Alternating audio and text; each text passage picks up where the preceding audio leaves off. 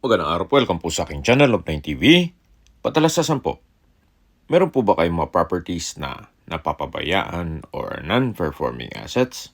Plan nyo ibenta pero wala kayong oras sa pagbibenta nito. Kung ito'y pagkakatiwala nyo po sa amin, tawag lang po kayo sa aking numero, usap po tayo, gawan ko po ng video for free. Yes, libre po, wala po kayong babayaran. Tutulungan po namin kayong mabenta ang inyong property. Kami na po bala sa marketing, sa boosting or paid ads. Even sa tripping, hindi na po kayo mapapagod sa pag-entertain ng mga buyers. Kami na po bala sa lahat. Tawag lang po kayo. Nandito po tayo ngayon sa Wind Residences, Tagaytay, kung saan meron po tayong bagong video presentation, isang fully furnished condo unit. Ito po'y titulado, buhay po ang may-ari, kaya wala po kayong maging problema sa documentation o sa transfer ng title. Nasa 15th floor po ang condo unit at may balkonahe at overlooking view ng Taal. Napakaganda po at ito'y income generating. Gawa ng nakapasok po ito sa Airbnb. Ito po yung kitchen, may kitchen countertop, wall-mounted cabinet, stainless sink with faucet, may refrigerator, may dining set, sofa, mirror wall, pendant lamp, ceiling cove design, then may ceiling fan. Hindi lang po fully furnished, kundi ito po'y interior decorated at tile flooring. Ito po'y ready for occupancy, kaya wala na po kayong ipapagawa dito. Ang kulang na lang po ay kayo at ang gamit nyo. At kung sakali man na nasa ibang bansa po kayo, pwede pa rin po itong pasok nyo sa Airbnb para ito'y income generating. So mula po dito sa living area, ito naman po yung kwarto. Meron pong sliding glass door. May bed and bed frame, may painting, may side table, may wardrobe, then split type aircon.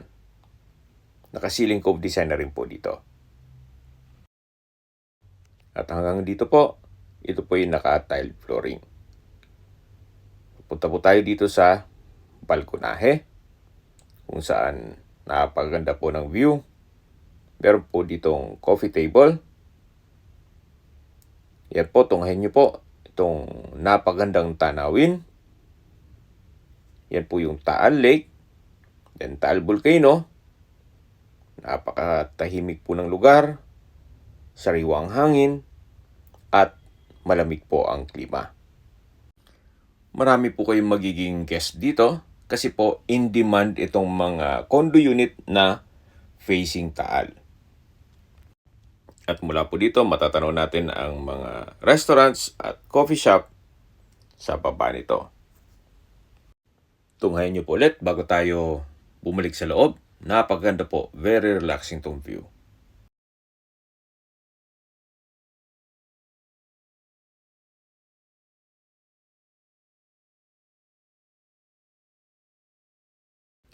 Balik na po tayo dito sa loob. So, ito po yung sliding glass door, then yung kwarto, yung wardrobe. At mula po dito sa kwarto, may panibagong sliding glass door. O yan magiging partition. Then meron pong lampshade. At ito naman po yung living area at dining area. Mula po dito, ito naman yung kitchen na kumpleto na rin po. May wall-mounted cabinet, microwave, stainless sink with faucet, kitchen countertop, range hood, at kitchen cabinet. Balik po ulit tayo dito sa main door kung saan yan po ulit yung kusina. Then matatanaw yung living area at dito naman po yung toilet and bath. Ito pong toilet and bath ay maayos naman ng mga toilet fixtures. May bathroom countertop, may vanity mirror, malaking bathroom sink with faucet, water closet with bidet, naka-tile bathroom wall, may towel holder, may wall-mounted rack, exhaust fan, At meron pong shower enclosure na may hot and cold shower. Naka-tile bathroom wall na rin po dito. Wala na po kayong ipapagawa dito sa condo unit.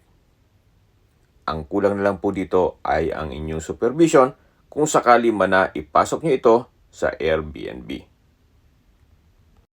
Habang pinagmamasdan nyo po itong loob nitong condo, pag-usapan natin ang distance, location at travel time. Ito pong lokasyon nitong Wind Residences ay napakalapit lang po sa lahat. Sa Robinson Supermarket, restaurants, coffee shop, Mahogany Market, even government offices. Gaya ng Tagaytay City Hall, Register of Deeds, Regional Trial Court, at marami pong iba. Malapit din po ito sa Sky Ranch, Scala, at City College of Tagaytay. Malapit din po ito sa Tagaytay Rotonda, kung saan kompleto din po. Yan ang hotels, malls, restaurants, schools, church, at hospital. Yan po yung lagi kong binabanggit sa inyo na dapat yung i-consider sa pag-hanap ng property, yung meron pong malapit na hospital. Hindi ko naman po sinasabing sakitin kayo, yan naman po ay for emergency purpose lang naman. At mula naman po sa Calac Silang Interchange, ang distance is 19.1 kilometers at ang travel time is 38 minutes. Ang Calac po ay connecting SLEX o South Luzon Expressway, Skyway, all the way to North Luzon Expressway at ibang parte ng Metro Manila. Mula naman po sa Manila o sa airport, ang distance is 62 kilometers at ang travel time is 1 hour and 45 minutes. Okay, sa presyo na po tayo. Binebenta po ito ni owner sa halagang 6.5 million pesos net. Kung may mga katanungan po kayo, tawag lang po kayo sa aking numero. At sa mga kababayan naman natin nasa ibang bansa, meron po akong Telegram. Sa mga iPhone user naman may iMessage. Meron din pong Imo, Skype, Viber at WhatsApp. Same number lang po, 0917-316-3399. Sa mga nagtatanong naman po ng aming Facebook, meron po aming Facebook page na Nov9 TV at Facebook Reels Video. Meron din pong TikTok at Instagram. May iba po kaming YouTube channel na The Nov9 TV channel at Nov9 TV Listings. Sana po naibigyan yung video presentation. Paki-like and subscribe na lang po sa aking channel para ma-update din po kayo sa aking future listings. Kung sakali po hanap niyo yung mas malaking sukat na lupa, meron din po kaming ibang listings na pwede niyong pagpilian. Huwag po kayong mag-atubiling tumawag sa amin, then let us know your budget para malaman namin kung anong property pwede na mailok sa inyo. Sa lahat pong viewers, subscriber at nagtiwala po sa amin, salamat po sa suporta. Ingat po kayo lagi at inyong pamilya. Maraming salamat po.